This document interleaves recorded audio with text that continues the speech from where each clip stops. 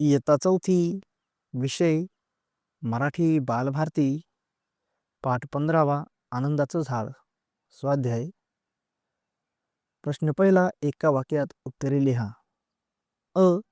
शेवग्याच्या झाडावर कोणत्या रंगाच्या फुलांचे घुस लोंबत होते? उत्तर, शेवग्याच्या झाडावर पांढऱ्या रंगाच्या फुलांचे घुस लोंबत होते. आ. हिरव्यागार पसरलेल्या फांद्यांवर कोणाचा मेळा भरत असे? उत्तर, हिरव्यागार पसरलेल्या फांद्यांवर रंगीबेरंगी पक्ष्यांचा मोठा मेळा भरत असे. ई. पशुपक्षी कीटक किड्यांचे माहेर कोणते? उत्तर, लेखिकेचे शेवग्याचे झाड हे पशुपक्षी व कीटक किड्यांचे माहेर होते. प्रश्न दुसरा, 3 ते 4 वाक्यात उत्तरे लिहा.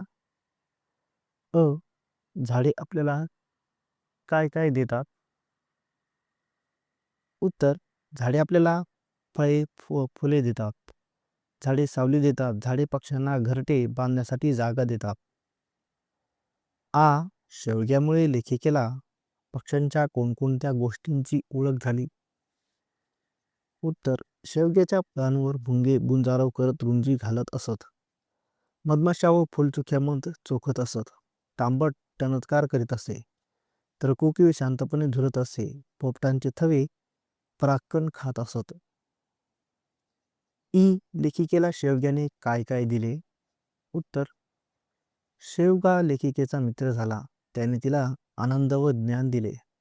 अनेक पक्षी व कीटकांची ओळख करून दिली. शेवग्याच्या फुलोऱ्याने तिला नवीन उत्साह करून दिला. प्रश्न तिसरा, कोण कोणास म्हणाले? अ. दारात कधीही शेवगा लावू नये. घरात भांडणं होतात. हे झाड तुम्ही तोडून टाका. उत्तर, असे शेजारच्या काकूंनी लेखिकेला व तिच्या आईला म्हटले. आ. मी हे झाड लावलं ते जोपासण्यासाठी, तोडण्यासाठी नाही. उत्तर, असे लेखिकेच्या आईने शेजारच्या काकूंना म्हटले.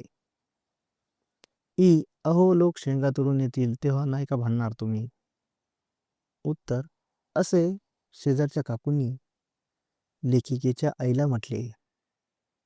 प्रश्न चौथा, गाळलेल्या जागी योग्य शब्द लिहा. अ. हिरव्यागार पसरलेल्या फांद्यांवर पक्ष्यांचा रंगीबेरंगी अखंड मेळा भरत होता. आ. अलगद हवेत तरंगत इवल्या इवल्या चपळ फुलचुक्यांची झुंबड मला दिसली. ई. वेगवेगळ्या ऋतूमध्ये वेगवेगळी रूप घेत आमचा शेवगा उभा आहे. प्रश्न पाचवा, शेवग्याच्या झाडावर येणाऱ्या विविध पक्ष्यांची नावे लिहा. उत्तर, कोकिळ, मधमाशी, फुलचुकी, बुलबुल, चिमणी, खंड्या, राघू, साळुंकी. प्रश्न सहावा, कार प्रत्यय जोडून नवीन शब्द, उदाहरणार्थ गीत, गीतकार. अ. संगीत, संगीतकार. आ. गीत, गीतकार. ई. चित्र, चित्रकार. ई. कला, कलाकार. उ. नाटक, नाटककार. प्रश्न सातवा, खालील शब्दसमूहांचा वाक्यात उपयोग करा. अ. परोपकार करणे. वाक्य, प्रत्येकाने आपल्या आयुष्यात परोपकार करणे आवश्यक आहे. आ. आधार देणे. वाक्य, संकटात सापडलेल्या महेशला रामू काकांनी आधार दिला. ई. फन्ना उडवणे. वाक्य, डब्यात ठेवलेल्या चकल्या राजूने फन्ना उडवला. ई. रुंजी घालणे. वाक्य, बागेतील फुलांवर फुलपाखरे रुंजी घालत होती.